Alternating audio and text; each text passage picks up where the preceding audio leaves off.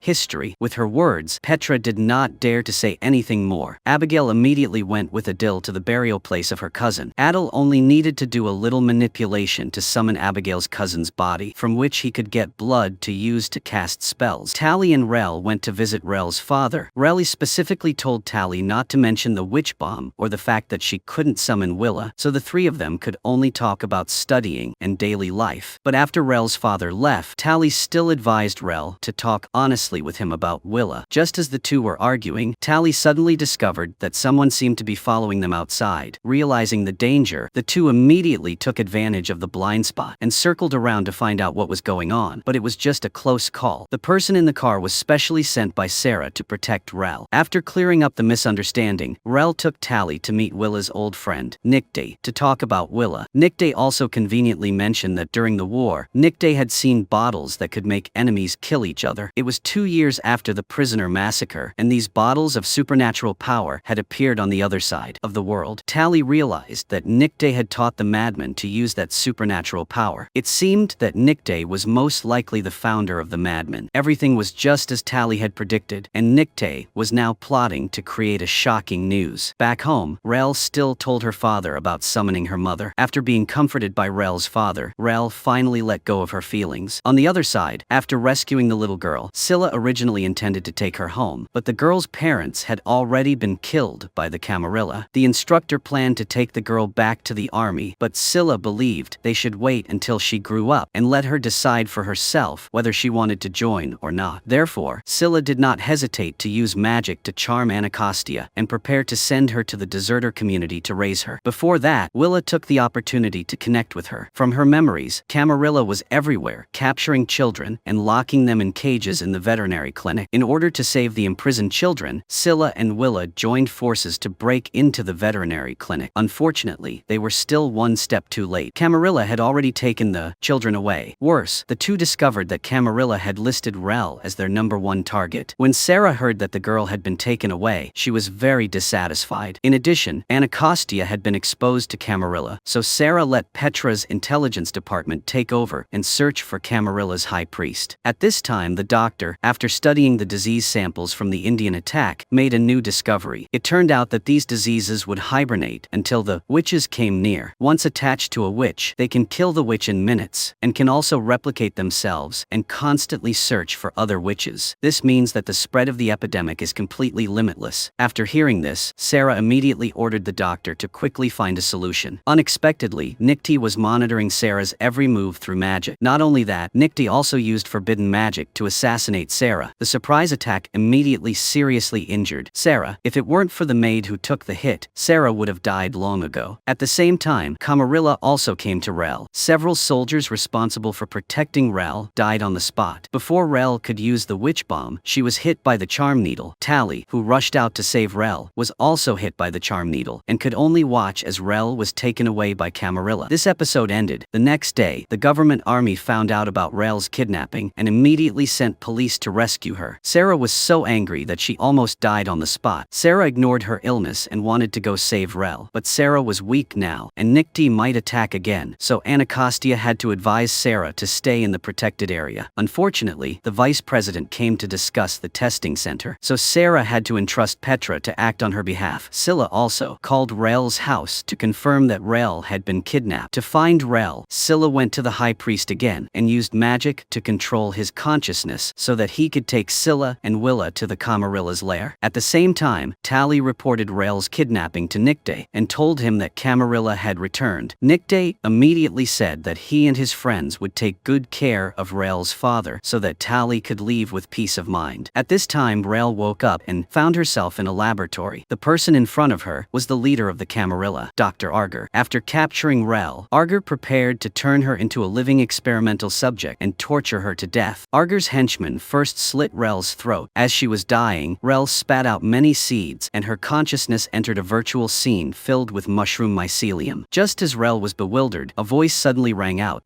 telling her that this was the dreamscape of death and waking. Rel's wound also healed automatically. The crazy Arger saw this and brought the girls in front of Rel and smashed Rel with rocks to test whether she could control her power. Rel couldn't bear to hurt innocent people, so she was immediately crushed to death. But in just a moment, Rel revived and the children were not harmed. Arger had no choice but to let his henchmen take the children away. Now Arger decided to take out his secret weapon to kill Rel. On this side, after collecting Abigail's blood, Adel used magic to create a blood compass. Since Abigail's vocal cords were stolen by Camarilla, the compass could not only point to Abigail's body, but also to where the vocal cords were. From there, Abigail and Adel could find the Camarilla's lair. On the way, the two went to the restaurant to rest for a while. Just then, Petra and the vice president's speech was being broadcast on TV. Due to Camarilla's prolonged incitement, the uninformed masses all regarded witches as beasts and even spoke disrespectfully to Petra. Abigail became angrier as she listened and immediately started arguing with the people. Adel, in order to protect Abigail, did not hesitate to violate his principles and beat the troublemaker to death. Abigail was afraid of arousing the crowd's anger, so she quickly pulled Adel away. Adel calmed down and remembered the recent violation of the rules and couldn't help but feel a little scared. Abigail had to spend a lot of effort to persuade Adel to fight side by side with her. At this time, Camarilla's lair was right in front of her. To avoid alerting the enemy, Adel directly used an invisibility spell to sneak in with Abigail. At the same time, Scylla and Willa also arrived, but facing the wall of surveillance cameras, the two of them were helpless and had to stop to find Rel's room. Unfortunately, someone broke in outside and raised the alarm. Willa had no choice but to go and deal with the soldiers. Compared to Willa, Adel and Abigail progressed more smoothly, with Adel as a cheat tool. Invisibility through walls was no problem. The two of them easily found Camarilla holding Abigail's vocal cords. It just so happened that these two were also in charge of guarding the imprisoned children. Abigail used all her strength, screaming Camarilla to death and retrieving her vocal cords, finally avenging her cousin. As for Adel, in order to protect Abigail, he once again broke the rules and killed Camarilla, who was about to attack Abigail. After that, the two of them split up to act. Adel was in charge of saving the children. Abigail relied on the information she provided to find Rel. Scylla and Willa had also determined Rel's location at this time, but at this time, Arger had used the witch's plague on Rel. Because he had received a warning from his henchmen, Arger had no mind to stay and observe, so he hurriedly left, and this final move was indeed not trivial. This time, Rel could no longer revive herself. Fortunately, Scylla and Willa arrived in time. Willa knew that once they contracted the plague, they would no longer be able to survive. To save her daughter, Willa decided to go into the laboratory alone, using her family's talent to absorb the disease to transfer the plague to herself. When Abigail arrived, Willa had already finished casting the spell, using her life to exchange for Rel's chance to live. In the blink of an eye, Willa's consciousness also entered the dreamscape of death. At this last moment, Willa told Rel that she faked her death and left. She originally wanted to create a better world for Rel, but in the end, she wasted her time with Rel. Now, Willa could only apologize to Rel and express her love. The warm scene quickly ended. Rel returned to reality only to discover that Willa had saved her. Unfortunately, before she could look at Willa again, she was taken away by Scylla and Abigail. The three of them made it in time before the plague struck, successfully escaping and successfully reuniting with Adel. Before leaving, Adel did not forget to cast the spell to destroy the Camarilla lair. Adel and Abigail both knew that Camarilla would definitely not let them go. Soon, the news of Abigail saving Rel reached the fortress. Tally was also with Sarah. Unexpectedly, Nicti attacked again. Sarah, who was clearly in the protected area, was suspended in midair. Fortunately, Tally noticed something was wrong in time and roared to chase away a maid, ending Nicti's spell. Tally opened her eyes and saw that the maid had established a connection with Nicti. It seemed that this maid was the spy that Nicti had planted. After a long while, Rel finally woke up. When she opened her eyes, she found Scylla sitting next to her. After going through so much, the two of them were finally able to sit down and have a proper talk. After a while of chatting, Rel and Scylla reconciled. Their feelings finally returned to normal. At this time, after interrogation, the maidservant revealed Nicti's location. Sarah immediately decided to send a raid team to take Nicti's life. Tally had a penetrating eye, so Sarah personally pointed out the generals. It just so happened that the fortress also had to send someone to pick up Rel, so Tally immediately immediately asked to go with her team to kill Nicty. Sarah had no choice but to accept. Unexpectedly, before leaving, Petra secretly found Tally and asked her to save Nicty's life and capture him alive so that the truth about the prisoner massacre could be made known to the world. This also coincided with Tally's thoughts, so she immediately agreed. The next day, Abigail's team met up again. Adel, because of his special status, would not participate in this action and would directly take a helicopter back to the fortress. As for Scylla took the initiative to ask for help because Scylla was more familiar with the abilities of the madmen, and with Rael's strong support, Scylla also joined the raid team. A while later, the raid team successfully reached the forest near Nicta's small house. Before they could take a few steps, they encountered a flock of bats. It seemed like the bats were just flying by chance, but Rael suddenly discovered a sofa in the house in front of her eyes. Just as she was feeling suspicious, Rael's father's voice rang out in her ears, "Embrace." The next second, Rael had returned home and changed into another set of clothes. Rael's father and Willow were also carefully preparing dinner. At this time, the phone beside her suddenly rang. The sound from inside kept telling Rael that she was in an illusion. Willa suddenly killed Rael's father and even tried to attack Rael. When Willa used a knife to cut Rael's neck, she returned to reality. It turned out that all of this was Nicty's illusion. Scylla had learned this ability before, so she escaped danger. Rael immediately realized that the others were definitely in danger, so she hurriedly led Scylla everywhere to search. Just as Rael thought, Tally was in the illusion. Tally saw not her relatives, but Sarah. Sarah asked Tally to return to being her maid. Tally of course refused, so Sarah immediately let the other maids prepare to cast the spell forcibly. Fortunately, Rael and Scylla arrived in time and called Tally back to reality. Before the three of them could breathe a sigh of relief, several tornadoes appeared not far away. Needless to say, this was definitely caused by Abigail. Abigail was immersed in an illusion, and her family was cheering her on to create an unprecedentedly huge tornado. Seeing Abigail gradually going crazy, the three of them hurriedly stepped forward to wake her up, but Abigail's attention was too focused, and the spell failed in the illusion, causing Abigail to fail miserably and temporarily unable to return to reality. At the critical moment, Rael and Tally used all their strength to roar to wake Abigail up. It was clear that the illusions that Nicty had set up for the three of them were the scenes they feared the most when facing them. After witnessing Nicty's display of power, Abigail's group hurriedly went to find others to join up, but without the aura of the main character, the remaining members of the raid team were all killed. Fortunately, the small house where Nicty was hiding was right in front of them. Abigail took the lead and rushed into the house first. However, Nicty had long since disappeared. Only the people she used as sacrifices to cast spells remained. At this crucial moment, Abigail's group erupted into a fierce argument. Not only did they expose each other's scars, they even started fighting. Only Tally remained calm and did not participate. She immediately used her penetrating eyes to detect Nicty casting spells through the bats. Seeing that her little trick was exposed, Nicty no longer hid and immediately appeared in front of Tally. Facing the Black Witch who possessed countless forbidden spells, Tally was absolutely no match. She could only use words to try to convince the opponent to surrender. But Tally quickly discovered that Nicty had used too much magic and was no longer able to kill her. Once again seen through, Nicty was angry and ashamed and resolutely launched a final attack. The scene changed. Abigail's group in the small house suddenly stopped fighting. Scylla realized that Nicty had stopped the magic. Just as they were still wondering, Tally's voice rang out from outside. The three of them hurriedly ran out to check the situation. When they arrived, Tally had already knocked Nicty unconscious. It seemed that everything was just a close call in the end. That night, Abigail's group escorted Nicty back to the fortress to report. Scylla, of course, couldn't go with them, so Rael let her stay at her father's house. On the way back, Abigail took the initiative to apologize to Rael for what happened at the cabin. Rael knew it was due to Nicty's magic, so she didn't pay much attention. After all, the sisterhood of Abigail's group had been tested for a long time. The strange thing was that Tally listened to the two people's words and reacted very calmly. On the contrary, Nicty's emotions were extremely agitated. Not long after, Abigail's group escorted Nicty to Sarah. Sarah didn't expect Nick to be captured alive, so she was a bit caught off guard. However, she quickly adjusted her mentality, revised the content of her speech on the spot, and announced that she would judge Nicty. But Tally stood outside and watched coldly, then suddenly attacked Sarah. Fortunately, Abigail reacted quickly enough and used her whip to block Tally. The others also rushed forward to restrain her. It turned out that this Tally was transformed by Nicty. It seemed that back in the forest, Tally couldn't defeat Nicty, which gave Nicty the chance to take advantage of the situation. Fortunately, Nicty did not get her wish and ended up becoming a prisoner. The next day, the president and vice president personally went to the fortress to watch Nicte's trial. Sarah was planning to let her henchmen use Nicte's memory connection to find the location of the madmen's cells, thereby completely eliminating them. However, Nicte immediately burned Sarah's henchmen to ashes and specifically asked Tally to come and interrogate him. Considering Nicte's danger, Petra had no choice but to personally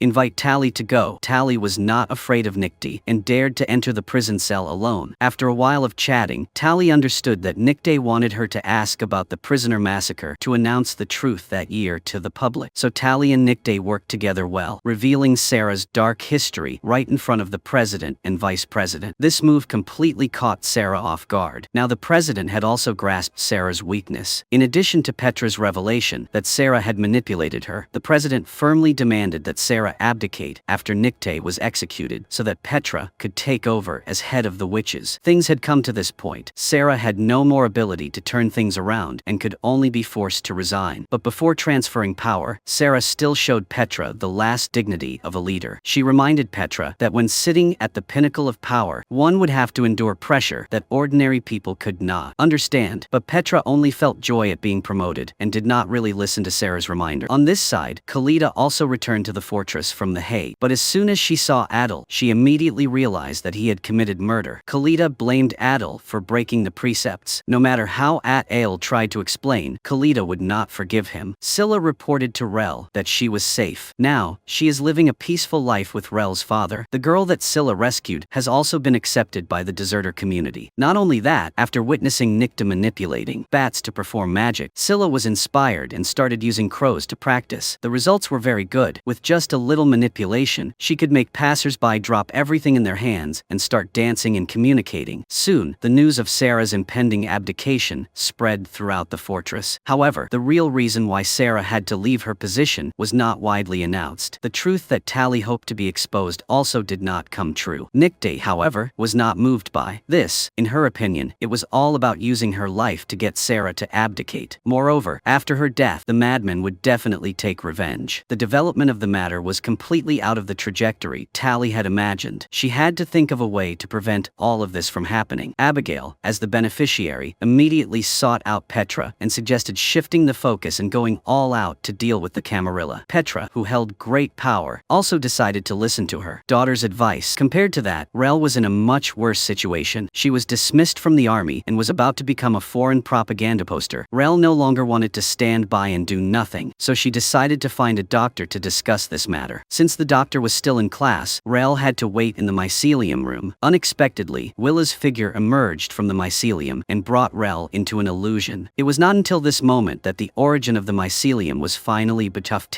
revealed. That year, Camarilla had attacked Sarah's first witch group while Sarah was away fighting. Everyone had been burned alive. Sarah had witnessed the tragic scene with her own eyes. Unable to contain her pain, she had begun to sing a sad song. Along with Sarah's singing, the dead witches had sunk into the ground and had become mycelium carrying magical energy. To commemorate her fallen colleagues, Sarah had built a fortress on this land. From then on, the souls of the dead witches had merged into a part of the mycelium, so Willa was now able to talk to Rel. Now, the mycelium chose to give Rel her power. She would definitely be recorded in history and change the entire course of the war. Meanwhile, Petra's inauguration was also being hastily prepared. After becoming the leader, Petra first promoted Anacostia to the position of head of intelligence, which was the position Petra had previously held, to repay Anacostia for her support. As for Anacostia's former lover, he had now become the vice president's bodyguard. It seemed like everyone had a bright future. After a while, Nicte's trial officially began. The witch soldiers and the president were all present. Considering Nicte's numerous crimes, Sarah announced that she would execute Nicte. Of course, a witch would not burn her own people alive. Sarah would use a whip to strike Nicte's heart, brain, and soul in turn, ending her life. Unexpectedly, before the execution, Tally suddenly requested to perform a body double ritual, exchanging her life for Nicte's. This was equivalent to challenging Sarah to a duel. Faced with this unprecedented request, Sarah did not want to pay attention, but Tally made the first move and forced Sarah to fight back. It was clear that Tally was using death as a threat, forcing Sarah to tell about the massacre of prisoners. In terms of strength, she was absolutely no match for Sarah. Seeing that Tally was about to be beaten to death by Sarah, Rel immediately stood up and demanded a duel. Abigail and the others joined in. Even so, Sarah did not want to admit her dark history. Tally resolutely revealed all the truth. Abigail also suggested suggested not killing each other anymore and sparing Nictay's life. Since things had come to this point, Sarah could only publicly admit her mistakes and remind her juniors not to repeat her mistakes. After finishing her final speech, Sarah took off her badge and medal and handed it to Petra. Under everyone's eyes, Sarah left alone, officially announcing the end of an era. After everything was settled, the vice president visited Penelope, who was preparing to be interviewed by the media. It was just that the vice president's expression was strange, as if he was saying his last farewell to his daughter. Before he left for Washington, he had also given his bodyguards leave. Now the bodyguards could rekindle their old relationship with Anacostia. Unexpectedly, before the two could have a chance to make love, an alarm suddenly sounded outside. It turned out that the Camarilla had infiltrated the fortress at some point and spread the witch plague, causing chaos in the entire fortress. Countless people lost control of their vocal cords and began to cast spells frantically. Only then did Abigail's group discover that the head of the Camarilla, Arger, was in the fortress. Unfortunately, because of the raging plague, they could not engage Arger. Meanwhile, in the underground command, the high-ranking officials were having heated discussions. Sarah, who had just abdicated, was not idle and took the initiative to help. Petra immediately let Sarah and Anacostia summon the officers. At the same time, Petra also had her henchmen bring Nicta to prepare to deal with the plague. Unexpectedly, Camarilla had rushed in. Faced with such a dangerous situation, Petra had no choice but to cooperate with Nicta to fight. Not long after, Arger himself arrived. Staying true to the villain's tradition of talking nonsense, Arger started mocking as soon as he arrived. He thanked Nicta for giving him the chance to take advantage of the chaos and ruin the good impression ordinary people had of witches. Arger also said that he would spare no expense to prevent the union of heaven and earth between Abigail and Adel. After saying these harsh words, Arger slipped away and left his henchmen to send Petra and Nicta to heaven. Having come to this point, Petra resolutely untied Nicta so that Nicta could cast his spell smoothly. The two of them joined forces to deal with the Camarilla without any effort. After this battle, Nicta finally repented and decided to fight the Camarilla with the government army. Compared to that, the situation of Sarah and Anacostia was not optimistic. The two of them encountered a large number of Camarilla. Although they could rely on their strong strength to fight evenly, Sarah's maid was unfortunately hit by the attack and was completely destroyed. Even though Anacostia tried her best to save Sarah, without the maid to sustain her life, Sarah instantly aged beyond human form and died. At this time, Abigail's group encountered a group of Camarilla. Tally suddenly discovered that she could see the frequency emitted by the Camarilla and decisively saw the move to counter the move. Tally chanted a counter song, successfully destroying the jamming device that the Camarilla was wearing. After losing the jamming device, Camarilla was no match for the witch. Seeing that this move was effective, the bald woman immediately let everyone split up. She and Gregorio went to spread Tally's method. The main group went to the operations building to find a way to deal with the spreading disease. Abigail also let Adel go protect Kalita first. Just then, two Camarilla found Kalita. Fortunately, Adil arrived in time and started fighting Camarilla. Unfortunately, Adil was still a bit lacking in physical skills. Seeing that Adil was about to be killed, Kalita finally broke the rules. With just a low roar, the Camarilla in front of her melted into pieces. At the same time, Tally discovered that all the plagues in the fortress seemed to be traced back to the same source. Perhaps, as long as the source was eliminated, the plague could be eliminated. She just happened to feel that this source was getting closer and closer. But none of the three expected that Penelope was the source of the plague. Poor Penelope knew nothing about this. Completely unaware that she had become a host, Rel had no choice but to try using a witch bomb to clear the plague from Penelope. But this move not only failed to eliminate the plague, but instead made Penelope suffer even more. Penelope hurriedly begged Tally to give her a release. Abigail knew that Rel's power alone was not enough, so she let Rel cast the spell first, and she would add the vortex. With Abigail and Rel simultaneously unleashing their powerful attacks, Penelope was finally torn to pieces, and all of this was also captured by the reporter's camera. After a night of fighting, the fortress was in ruins everywhere. Fortunately, everyone was safe and sound, but Sarah was on the verge of death. It was just that Sarah's mental strength was too strong, so she did not die. At the last moment, Sarah asked Rel and everyone to send her off. After a touching farewell, the four joined forces to put Sarah's body into the mushroom thread. This great witch leader finally returned to his fallen colleagues. The survivors would have to face more difficult problems. Since the camera had recorded the entire process of Penelope being killed by Rel's team, the vice president took this opportunity to make things difficult. He thought that this was an assassination and forced all three to pay for their crimes. Since the evidence was too clear, the main group had no choice but to accept it. Interestingly, Interestingly, they were also locked up with Mayday. Although Mayday escaped the witch's punishment, the government would definitely not let Mayday go. At the same time, Petra rushed to Washington to plead with the president, but the president had enough footage and refused to show mercy. Petra knew that once her daughter's team left the fortress, their chances of survival would decrease greatly. Therefore, Petra ordered Anacostia to act immediately. Anacostia immediately contacted Scylla. Kalida, after last night's incident, realized that protecting the person she loved was not a crime and decided to fight side by side with Adil. Anacostia also sought out the two of them for help. Sometime later, the car carrying the main group and Nicta left the fortress. Adil and Kalida had ambushed them in the middle of the road, using magic to cause the road to collapse. Then a large flock of crows flew towards the car. Needless to say, this was clearly Scylla's doing. Under the influence of Scylla's magic, the police released the 4 people on the spot. Just as everyone was reunited, the sky and earth suddenly changed. Not far away, a helicopter also flew over. Fortunately, the people who arrived were Petra and Anacostia. The two of them told the main group to hide for a while, to examine the situation. As for this prison break, they naturally had to follow the artistic tradition and blame everything on the Camarilla. Hearing that, Mayday immediately used a lighter to enchant the car. Everyone also parted ways here, waiting for the right time to return. The scene switched to the vice president on the plane, who was continuously reviewing the last footage his daughter left before she died. At that time, the staff member next to him was actually Arger. At this point, the truth was finally revealed. It turned out that the vice president had colluded with Arger for a long time. In order to completely destroy the witch, he was even willing to let Arger implant the witch plague into his daughter, indirectly killing Penelope. But neither of them expected that in the underground world of the fortress, the mycelium had used its power to revive Sarah. A fateful war was about to begin. Time passed quickly, and in the blink of an eye, a month had passed. The entire main group had entered the factory. Together with the deserters, they honestly worked as workers in the paper mill. This life on the run was peaceful, without fighting, but it was also very leisurely. Everyone quickly adapted to the current peaceful life. Only Mayday remained vigilant. Not only did Mayday use magic to change her appearance, she also advised others to change as well. After all, the vice president had informed the whole country about Penelope's death through the media and had also released the main group's photo to the public. In addition, the vice president also announced that he would launch a genealogical research project to find the witches hiding among the people and protect them. Fortunately, the deserters all believed that the main group did not intend to kill Penelope. However, the leader still reminded them to absolutely not bring disaster to the paper mill. What you dread will find you. That night, while Scylla was telling her fairy tales, a siren suddenly sounded outside. It seemed that an uninvited guest was about to arrive. Everyone was scared and hurriedly packed up their belongings to prepare to flee. Fortunately, the arrivals were just a group of deserters who had just come to seek refuge. Seeing that it was just a false alarm, everyone went home. As for Tally, she was the only single person in the main group and had no one to practice with, so she had to find Nicta the next day to improve her skills. The two of them argued and practiced martial arts on the rooftop. Nicta knew that Tally had exceptional visual talent. Therefore, she took the initiative to teach Tally's forbidden arts, directly improving her see-through eyes to see things that were about to happen. Under Nicta's guidance, Tally quickly grasped the key points and easily predicted Nicta's actions in the next few seconds. Seeing that the practice was effective, Tally was naturally very happy. Furthermore, after spending some time with Nicta, she also thought that to ensure the safety of the main group, she should change her appearance. But Tally still did not want to use the Camarilla's magic. She just wanted to call Petra to find out the situation of the fortress. However, the deserters obviously would not allow Tally to contact Petra. Speaking of Petra, the reconstruction of the fortress was still going on. The medical staff was busy cleaning up the remaining epidemic toxins. The vaccine for the epidemic had been completed. The doctor planned to vaccinate all the witches in service within a week. Meanwhile, Anacostia and her bodyguards were using magic to monitor the vice president. They found the vice president discussing an oil drilling project with a wealthy businesswoman. Arger, the head of the Camarilla, also came to see them. It seemed that the Camarilla wanted to take action against the underground mycelium. Tally in the paper mill could no longer bear the